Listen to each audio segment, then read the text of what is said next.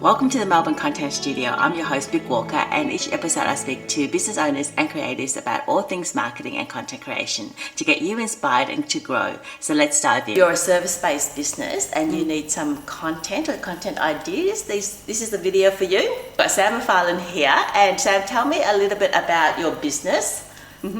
So my business is SamSays. I started my business back in 2012, and really back then it was to have an offer for a small business owner who needed social media content, and back then it was just Facebook, right? Yeah. Do you come from a marketing background? Yes, yeah. So my background is marketing for really professional services and service-based businesses. So I studied commerce at uni with major in marketing like 100 years ago.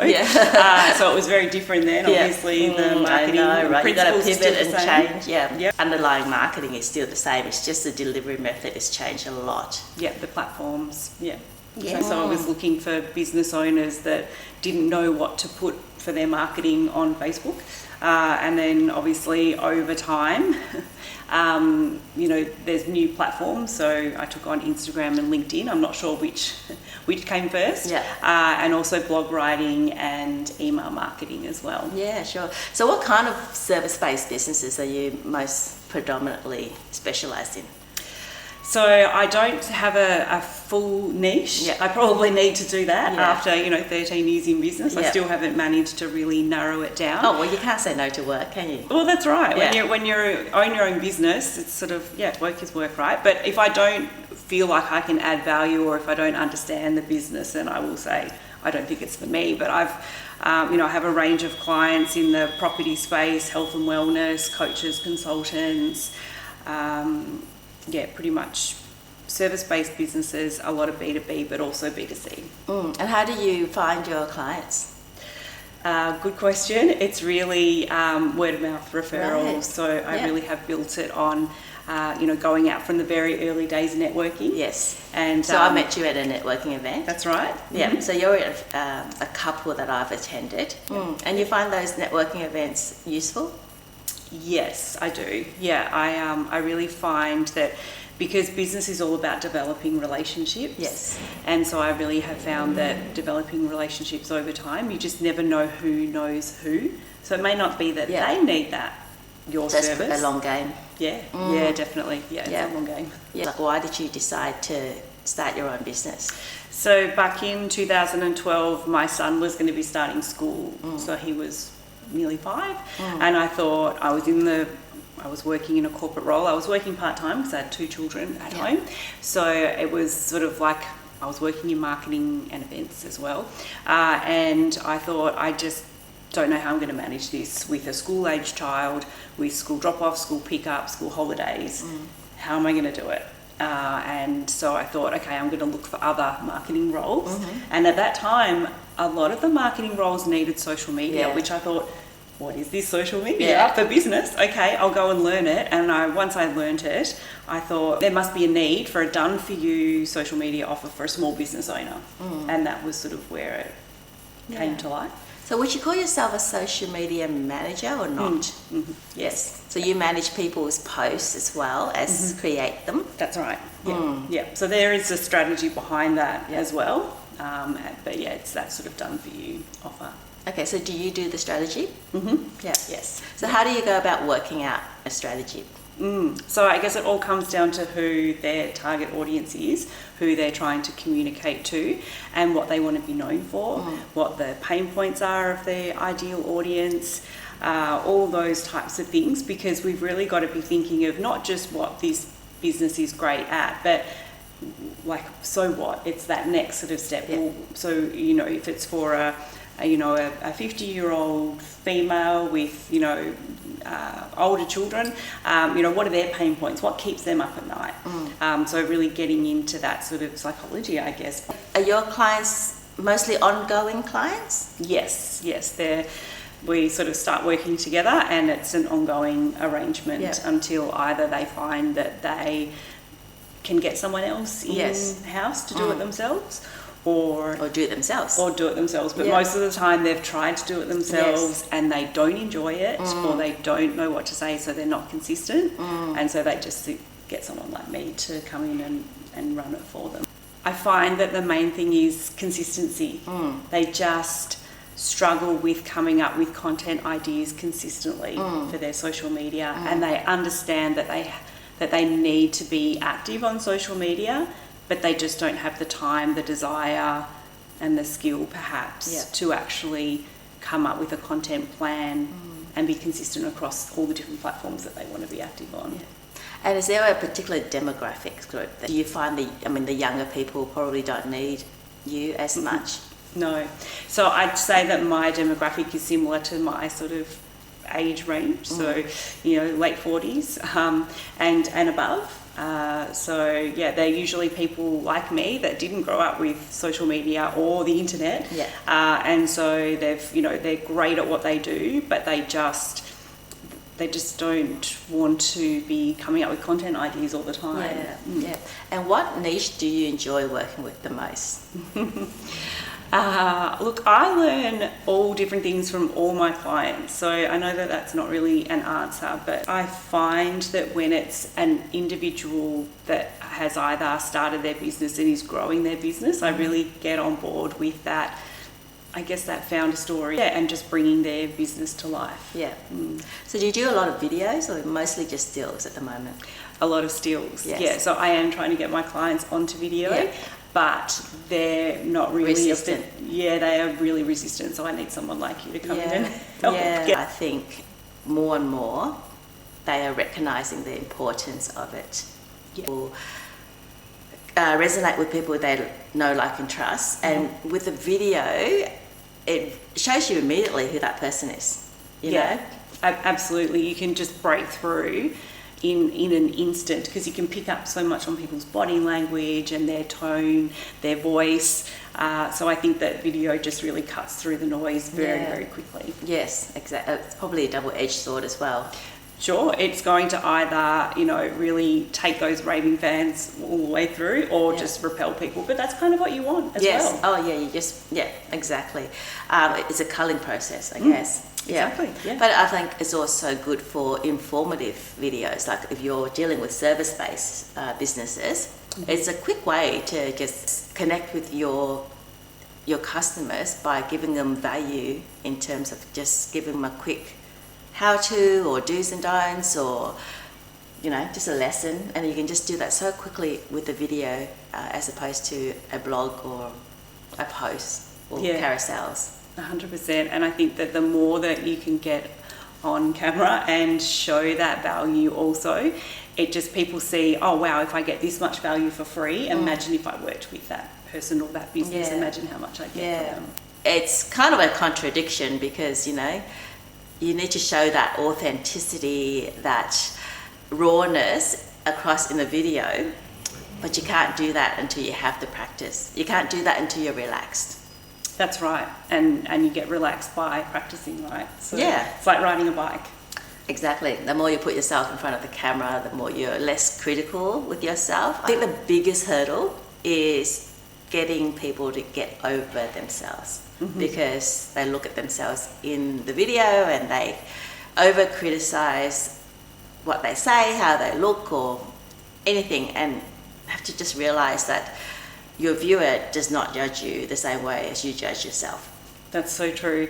And I think that people are not they're not listening to the pitch of your voice, or if you said or or they're looking at your body language and the way that you deliver the message, and if you sort of seem like a person that they would like to work with. And work with. Absolutely. Yeah. If I was to start a business that does videographing for people, how would you work out a strategy for my posts?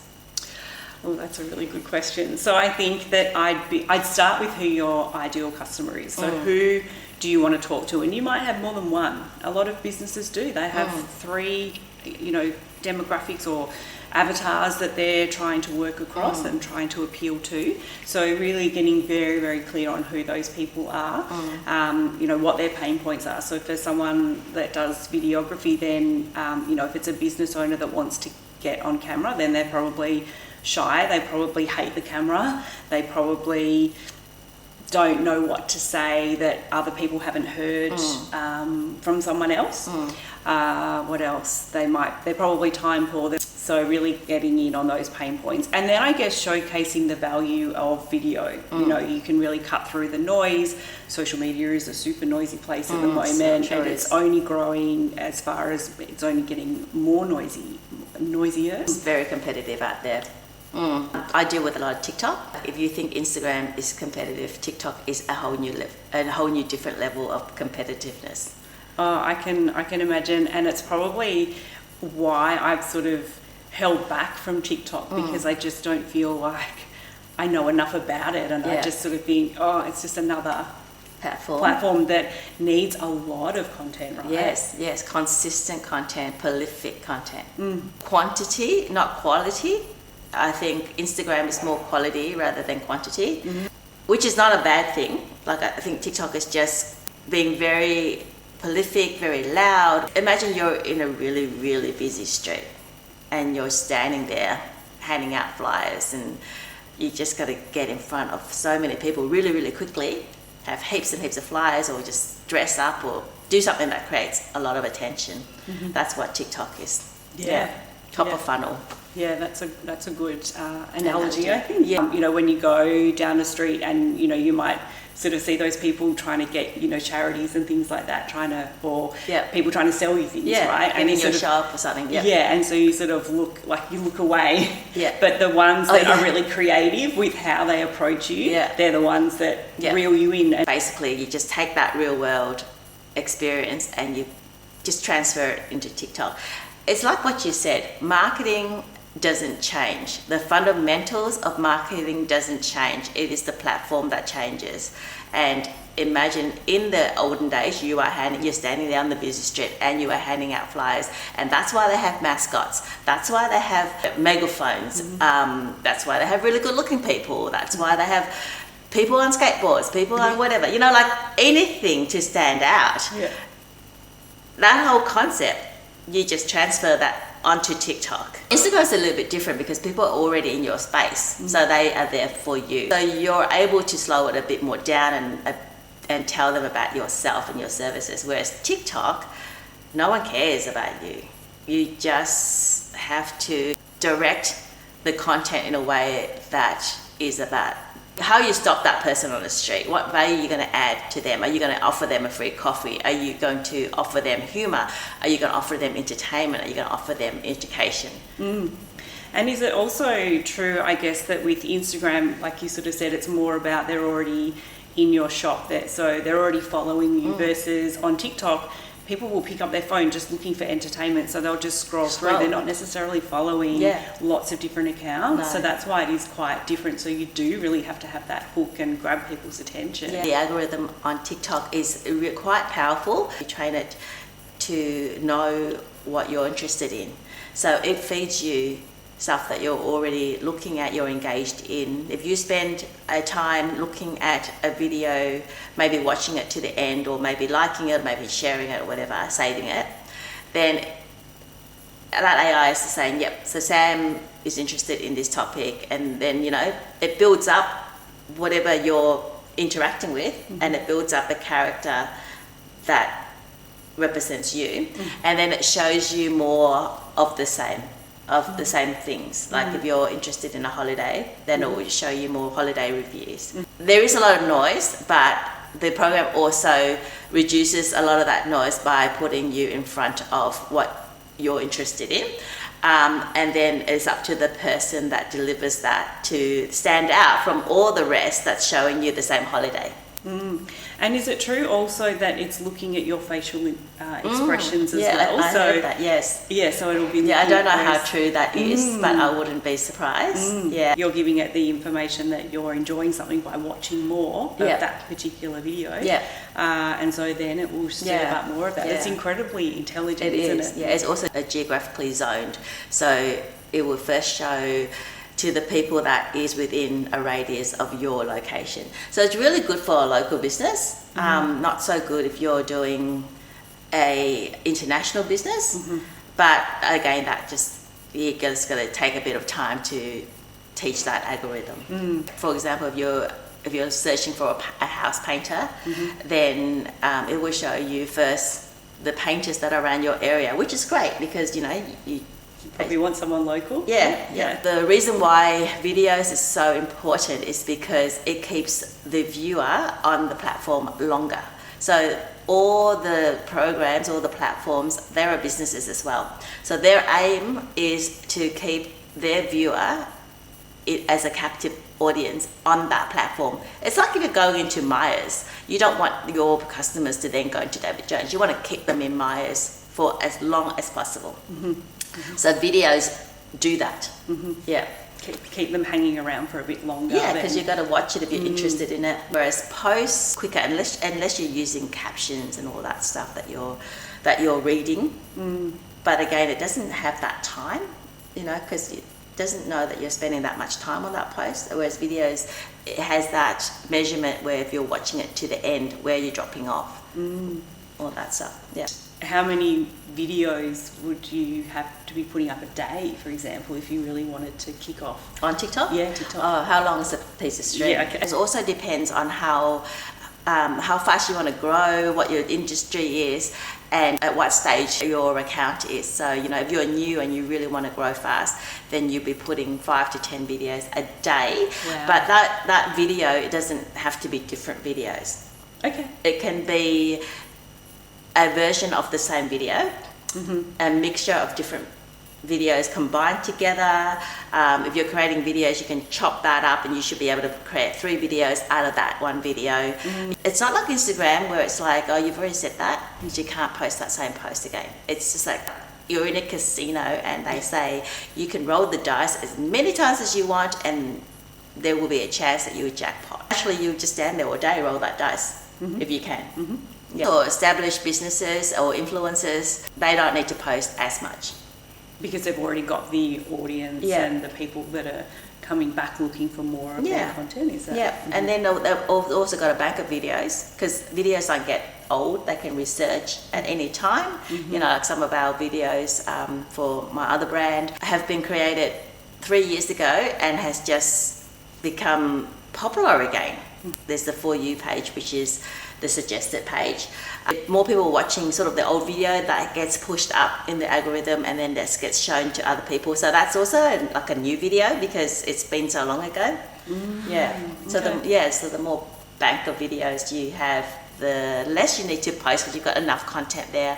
But then you can repost your own videos too. Like say a video is doing really well, you can just repost it and create that as a new video or repost it as a new story. Okay, so it's a bit like when you start blogging, for example. So if you've already got that history of really great blog content on your website of years of blogging, and then, you know, you can then repurpose some of that. If it was the top, I don't know, tools for 2023 for a business owner, you can repurpose that and update it for 2025, 2026. Yeah, definitely. Or you can stitch it and just do an update of it, you know. Okay. Yeah. Or like if you look at a podcast, like they have heaps and heaps of episodes, you could always just do the best of as well. You can just bring that back. Yeah, good idea. Yeah. Also do that on Instagram. There's nothing stopping you from doing that on Instagram. Sure, okay. What other things do you work with people on? If we look at the calendar over a year, are there certain peaks or even troughs? So in Australia, we have such a long break over that Christmas, New Year that a lot of businesses are shut down for that December to January. We have such a long holiday. So then, you know, if you're not a summer brand that people are taking on holidays and things like that, if it's more of a service-based business like a lawyer or an accountant, then maybe over that summer period you're just providing information, tips and tricks and things to get them thinking about their future planning when they hit the ground running in February, for example. So you're sort of looking at that calendar of the year and saying, okay, you know, what campaigns do we want to be running as well? Again, thinking of the accountant, you know, the coming up to end of financial year, sort of what lead time do we need to give them to have their, you know, pre-tax meeting? Sort of penciling it out, I guess, and using the calendar. And do you automate that? stuff. So scheduling and Yeah. things like that, absolutely. Yeah, so I will create a content plan each month for a client. The client approves it. Once they're happy, it will get scheduled in. So then I guess you've also got to be making sure that you're doing some engagement as well on the platform, because it's not just that Post and goes. Yeah, that pushing out, like let's just give them more and more and more. We've Yeah. got it's a two-way street, social media, which is what I love about it. It does allow the customer to have that conversation with you. Yeah. So you've got to be there for that time too. What programs do you use to schedule in posts? So I've tried so many different platforms over the years. The one that I'm using at the moment is called Socialmonials. Now, the reason I'm using that, it's not because it's the best, it's because you pay for it once and then, so you don't have a monthly fee. Yeah, so I was paying hundreds of dollars a month for these tools, and it's just eats into your profits. It's really expensive. So I've started using that one now. It's great for the scheduling, and it works across all, Google, TikTok, Pinterest, LinkedIn. Do you use Facebook. Pinterest much? Not really, not anymore. I had times when I did use it for some clients. What do you think of LinkedIn? I love LinkedIn. LinkedIn would have to be my favourite child, and it's probably because I'm a service-based business, and I think, and a lot of my clients are also trying to talk, business to business, and it's a platform where you can show up and do that. You do a lot of videos on LinkedIn, don't you? I do, yeah. Interesting, because I did a whole series of video content, and I started out putting it on Instagram. Oh, yes. And it didn't really do particularly well on Instagram, so I thought I'm going to put it over onto LinkedIn. It's done so much better on LinkedIn, and I think it's a style. I think it's a style of video is quite professional, whereas Instagram, I do need to mix it up. It's on my list of being a bit more raw and everyday sort of thing, rather than that polished message that I've done on LinkedIn. That's more educational stuff on LinkedIn. Yes. Yeah, it's more of a corporate platform, whereas Instagram, it's got a mixture of, your family, friends, fun stuff, holidays. So then you sort of think, well, if I put my business message out there, am I interrupting them with them trying to catch up with friends and family and things like that? Well, people still buy. People don't go on to Instagram or Facebook to buy things, but they do.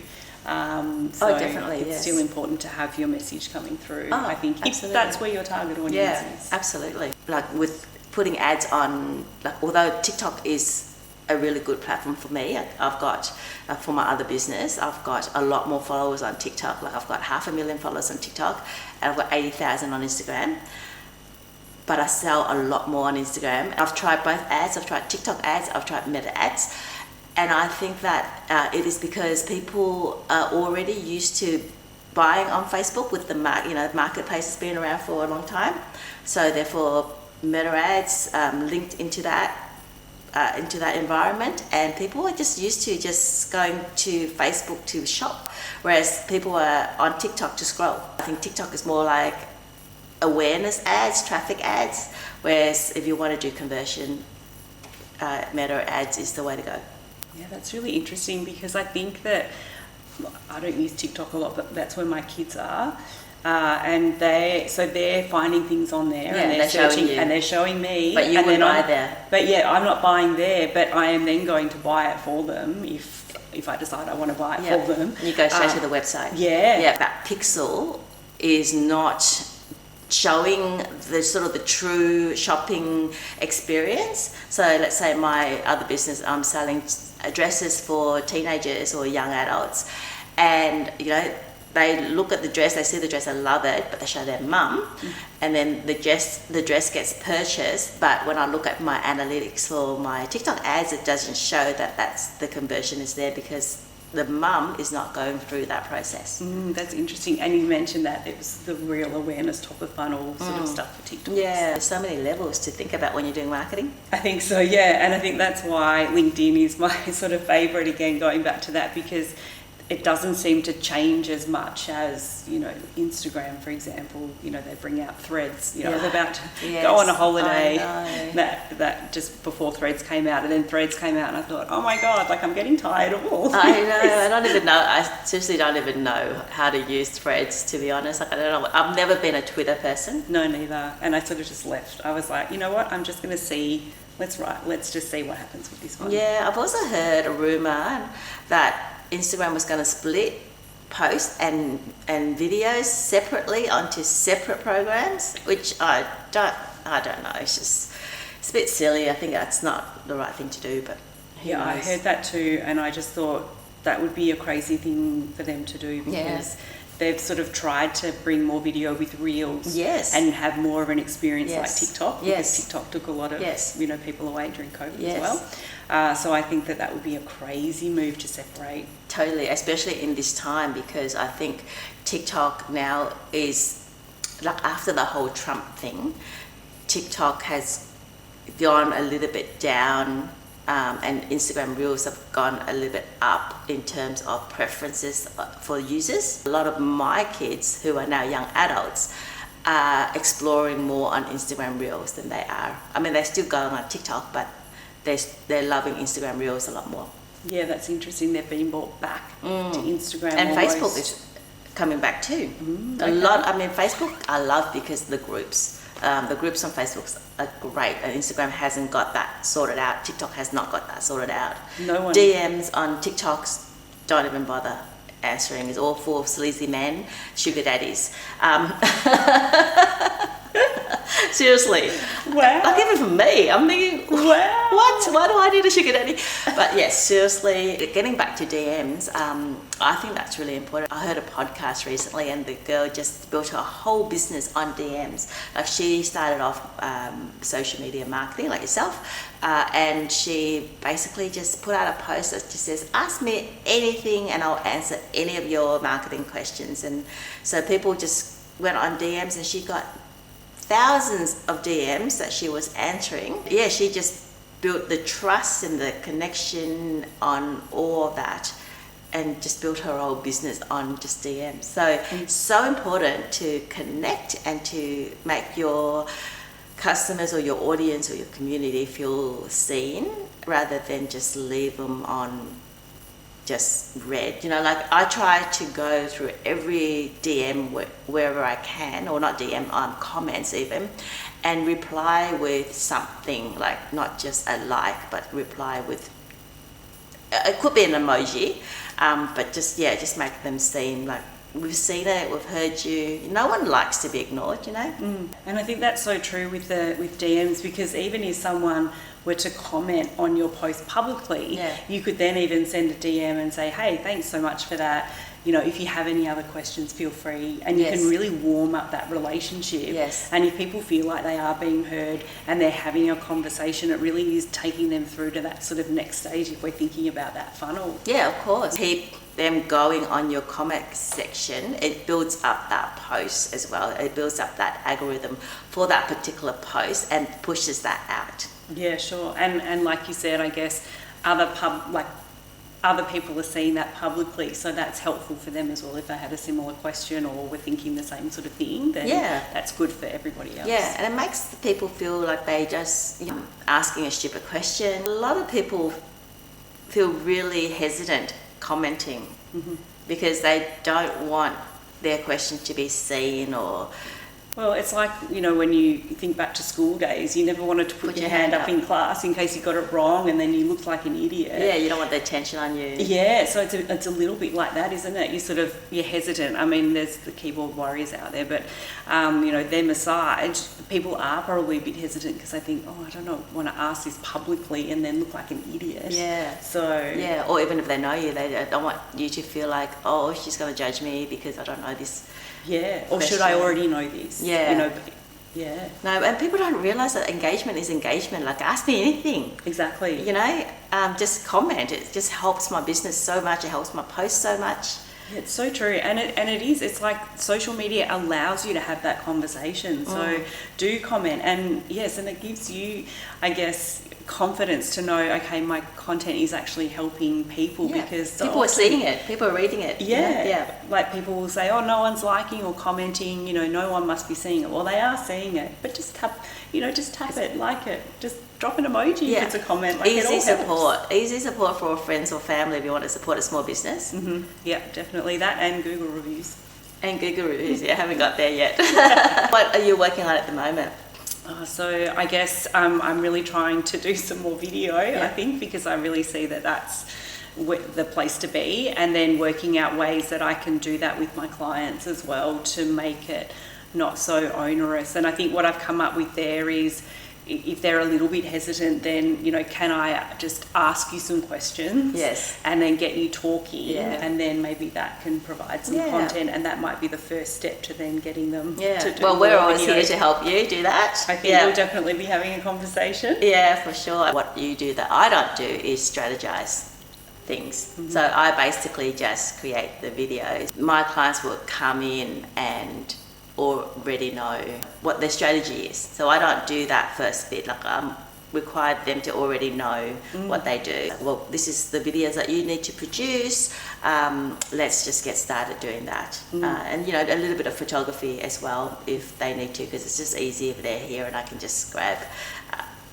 a photo of them if they need to. Of collaboration opportunities there for us. I think so. And hey, our relationship started on social media, didn't it? Yeah, So, that's right. there we go. Yeah, for sure. You can't do everything. I'm not a brand strategist, so I'm happy to outsource that. You know, I've got photographers working for me that are very, very good, so I sometimes bring them in. A lot of my clients ask about copyright. I'm like, no, I do not copyright. So that's where you could come in. Absolutely. Because I'm dyslexic, and you know, I'm good with visuals, and that's why my medium is movies and telling stories through movies, but don't get me writing anything. Keep me away from the pen. I love GPT because it saved my life. Yeah, it is, and it's only getting better, right?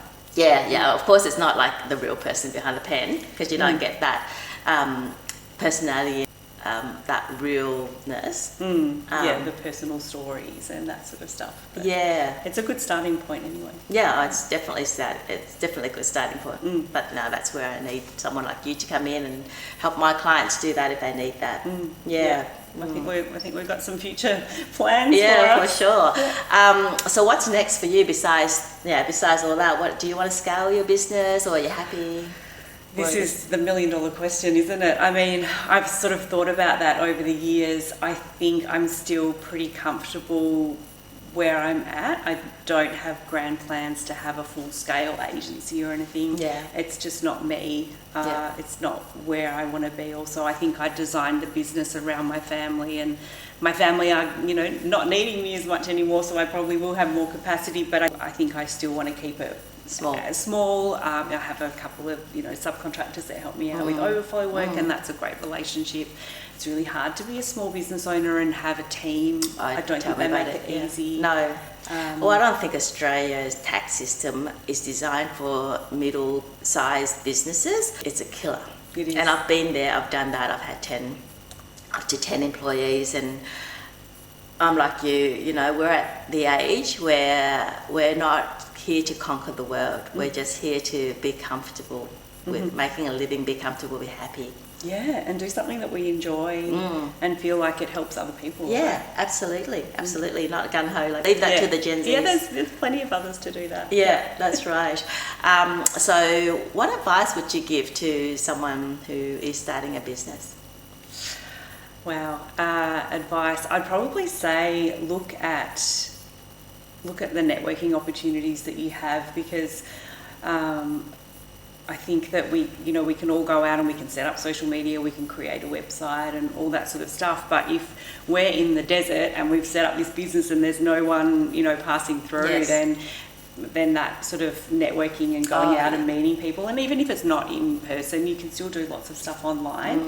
I think that can really help to grow your network. And then obviously, you know, have conversations with people, because what I found, you just never know who knows who. So even if that person doesn't need you, their husband might, their cousin, their niece, nephew.